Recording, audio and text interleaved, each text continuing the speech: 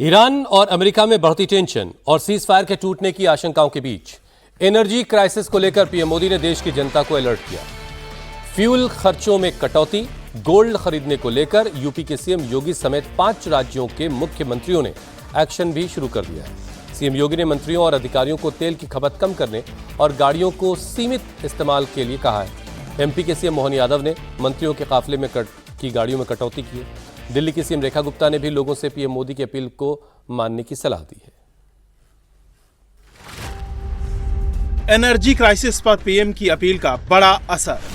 साल भर तक घर में कोई भी फंक्शन हो, हम सोने के गहने नहीं खरीदेंगे, सोना नहीं खरीदेंगे।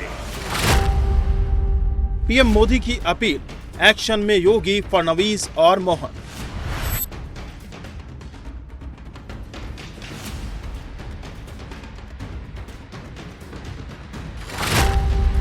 मंत्रियों के काफिले में कटौती, WFH और पब्लिक ट्रांसपोर्ट पर जोर।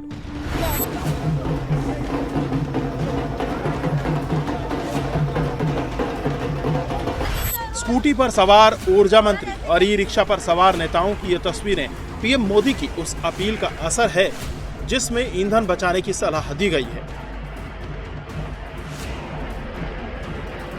ईरान यूएस युद्ध के बाद दुनिया भर में जारी ऊर्जा संकट से निपटने के लिए, विदेशी मुद्रा भंडार को बचाने के लिए पीएम मोदी की चिंता और देशवासियों से अपील के बाद अब राज्य सरकारें एक्शन में आ गई हैं।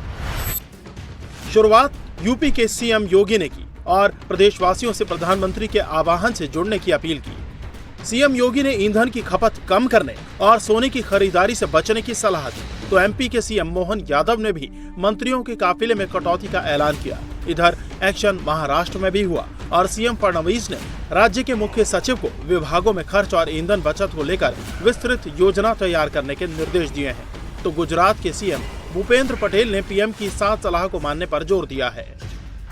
माना जा रहा है कि अगर पीएम की अपील पर अमल हुआ तो तेल की खपत कम कर क्रूड ऑयल से लेकर गोल्ड, फर्टिलाइजर और खाने के तेल तक की खरीद तक अलग अलग मद में करीब 45 अरब डॉलर बचाए जा सकते हैं। और यही कारण है कि सीएम योगी ने अपर मुख्य सचिव और प्रमुख सचिवों की बैठक में सीएम और मंत्रियों की फ्लीट में 50% की कटौती का निर्देश दिया है। तो प्रदेश में वर्क फ्रॉम होम की संस्कृति को आगे बढ़ाने पर जोर दिया है। इसके साथ ही सीएम योगी ने पीएनजी, मेट्रो, पब्लिक ट्रांसपोर्ट के उपयोग और सरकारी बैठकों और सेमिनार के वर्चुअली आयोजन पर जोर दिया है। सीएम योगी ने मंत्री, सांसद, विधायक, जनप्रतिनिधियों से सप्ताह में 1 दिन पब्लिक ट्रांसपोर्ट का उपयोग करने की सलाह दी है। साथ ही सप्ताह में 1 दिन नो व्हीकल डे आयोजित करने को कहा है।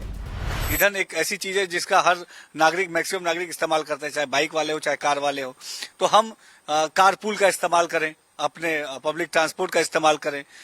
हम सिग्नल पे कहीं खड़े हैं, रेड लाइट पे कहीं खड़े हैं, तो हम अपने इंजन को ऑफ कर दें। तो इस तरीके से हम अपने फ्यूल को, अपने एनर्जी को बचा सकते हैं।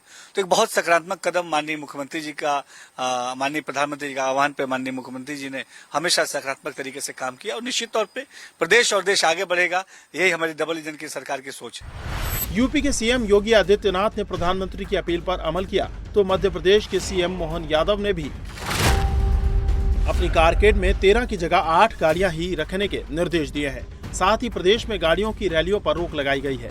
सीएम ने मंत्रीगण और नवनियुक्त निगम मंडल के पदाधिकारियों से भी पेट्रोल डीजल की खपत कम करने की अपील की। सीएम मोहन यादव ने ईंधन खपत घटाने के निर्देश दिए, तो मध्य प्रदेश के ऊर्जा मंत्री स्कूटी की सवारी करते नजर आए। वहीं निगम मंडल के पदाधिकारियों को ई रिक्शा की सवारी करते देखा गया। निश्चित रूप से देश के यशस्वी प्रधानमंत्री माननीय नरेंद्र मोदी जी ने देश के हित के लिए, आने वाली पीढ़ी के लिए आह्वान किया है और ये आह्वान सबके लिए है। हम सब लोग इस आह्वान का पालन करेंगे और देश के लिए थोड़ी सी सुख सुविधाओं में कटौती करेंगे। माननीय प्रधानमंत्री जी के आह्वान पर आज हम अपना पदभार ग्रहण करने आया हूँ। मेरे साथ केवल 2 लोग हैं और कोई नहीं है। बिल्कुल पीएम मोदी की अपील पर अगर अमल किया जाए तो 5 ऐसे क्षेत्र हैं जहां कम से कम 10% की कटौती से करीब 45 अरब डॉलर एक साल में बचाए जा सकते हैं। प्रधानमंत्री मोदी ने हैदराबाद में एक प्रोग्राम में लोगों से पेट्रोल, डीजल और गैस जैसी इंपोर्ट होने वाली चीजों के इस्तेमाल को जरूरत के हिसाब से कम करने की अपील की, जिसके बाद माना जा रहा है कि तेल, सोना और फर्टिलाइजर के साथ साथ खाने का जो तेल है और विदेशी यात्राओं में कटौती से देश का करीब 45 अरब डॉलर एक साल में बचाया जा सकता है। एक रिसर्च के मुताबिक अगर भारत कच्चे तेल के आयात में सिर्फ 10% की कमी ले आता है तो करीब 13.5 अरब डॉलर की बचत इसी से होगी। सोने की खरीदारी 10% अगर कम कर दी जाए तो लगभग 7.2 अरब डॉलर देश में ही बच जाएगा। फूड ऑयल के आयात में 10% की अगर कमी कर ली जाए तो 1.95 अरब डॉलर बचाया जा सकता है। सबसे बड़ी बचत उर्वरक यानी खाद के आयात में कमी से की जा सकती है। अगर रासायनिक खाद का इस्तेमाल आधा कर लिया जाए तो देश लगभग 7.3 अरब डॉलर बचा सकता है।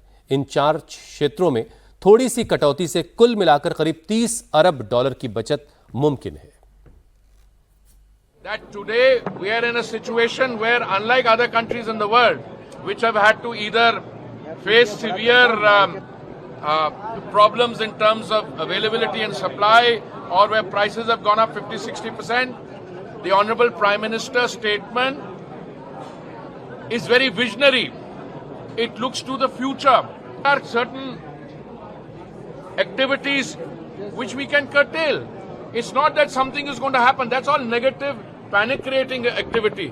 I can tell you, as somebody who's more involved in this, I review the situation every day along with the CMDs of the oil sector for an hour and a half. My next meeting is at 2 o'clock with them. There is absolutely no cause for anxiety. एक तरफ PM Modi की appeal पर राज्य सरकारें अमल करती हुई दिखाई दे रही हैं तो कॉर्पोरेट वर्ल्ड भी पीएम मोदी के उन मांगों के साथ खड़ा है जिसमें ईंधन बचाने के लिए कहा गया। All India association of industries के अध्यक्ष विजय कालांत्री ने कहा कि उन्होंने अपने संगठन और कंपनियों के कर्मचारियों को पब्लिक ट्रांसपोर्ट इस्तेमाल करने के लिए कहा है। उन्होंने कहा कि कर्मचारी बस, मेट्रो और लोकल ट्रेन का इस्तेमाल करें और जब मुमकिन हो वहां कार पूलिंग अपनाएं ताकि ईंधन की बचत हो सके।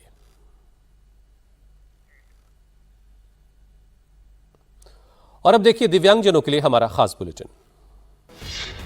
महाराष्ट्र के सांगली में मंगलवार को बड़ा हादसा हो गया। तेज आंधी तूफान की वजह से एक मंदिर की दीवार गिरने से 6 लोगों की मौत हो गई, जबकि हादसे में 25 लोग घायल बताए जा रहे हैं। घटना के बाद मौके पर अफरा तफरी मच गई। स्थानीय लोगों और प्रशासन की मदद से राहत और बचाव का काम शुरू किया गया। घायलों को तुरंत नजदीकी अस्पतालों में भर्ती कराया गया। दरअसल कई श्रद्धालु आंधी तूफान से बचने के लिए दीवार के सहारे खड़े थे, तभी तूफान से उखड़कर एक टीन शेड दीवार से जाकर टकराया और दीवार भरभराकर श्रद्धालुओं पर गिर पड़ी। कांग्रेस नेता राहुल गांधी ने सीबीआई के नए डायरेक्टर की चयन प्रक्रिया को लेकर असहमति जताई है। उन्होंने पीएम मोदी को एक चिट्ठी लिखी। चिट्ठी में राहुल गांधी ने सीबीआई के नए डायरेक्टर की चयन प्रक्रिया को लेकर सवाल खड़े किए हैं। राहुल गांधी ने चिट्ठी में लिखा कि वो किसी पक्षपातपूर्ण प्रक्रिया में भाग लेकर अपने संवैधानिक कर्तव्य का उल्लंघन नहीं कर सकते। विपक्ष का नेता कोई रबर स्टैंप नहीं है। दरअसल सीबीआई के नए डायरेक्टर की नियुक्ति को लेकर मंगलवार को प्रधानमंत्री के आधिकारिक आवास पर सिलेक्शन कमेटी की बैठक हुई, जिसमें राहुल गांधी भी शामिल हुए। जम्मू कश्मीर में शराब की दुकानों को लेकर सियासी बवाल मचा है। मुख्यमंत्री उमर अब्दुल्ला के बयान पर उनकी ही पार्टी के एक सांसद ने कड़ा ऐतराज जताया। बारामूला के सांसद आगा सैयद रहुल्ला मेहदी ने कहा कि उमर अब्दुल्ला पार्टी की नीति से पीछे हट रहे हैं। उन्होंने कहा, विधानसभा चुनाव के दौरान नेशनल कॉन्फ्रेंस ने साफ वादा किया था कि जिन शराब दुकानों को खोला गया है उन्हें बंद किया जाएगा, लेकिन अब सीएम इस वादे से पीछे हटते दिख रहे हैं। हरियाणा के 7 नगर निकायों के लिए हुए चुनावों के नतीजे आज घोषित हो जाएंगे। काउंटिंग सुबह 8 बजे से शुरू होगी। मुख्यमंत्री नायब सिंह सैनी और पूर्व मुख्यमंत्री भूपेंद्र सिंह हुड्डा की प्रतिष्ठा भी इन चुनावों से जुड़ी मानी जा रही है। हरियाणा में 10 मई को पंचकुला, अंबाला, सोनीपत नगर निगम समेत नगर परिषद और पंचायत उपचुनाव के लिए वोटिंग हुई थी, जिसमें करीब 54% मतदान हुआ था। आईपीएल में गुजरात टाइटंस ने एसआरएच को 82 रन से हरा दिया। इस जीत के साथ गुजरात टाइटंस पॉइंट्स टेबल में टॉप पर पहुंच गई है। टॉस जीतकर हैदराबाद ने बॉलिंग चुनी। गुजरात ने 20 ओवर में 5 विकेट पर 168 रन बनाए। वहीं हैदराबाद 14.5 ओवर में महज 86 रन बनाकर ऑल आउट हो गई। गुजरात की ओर से साई सुदर्शन ने सबसे ज्यादा 61 रन बनाए। वहीं वॉशिंगटन सुंदर ने 33 गेंदों पर 50 रन की पारी खेली तो कगिसो रबाडा और जेसन होल्डर ने 3-3 विकेट लिए।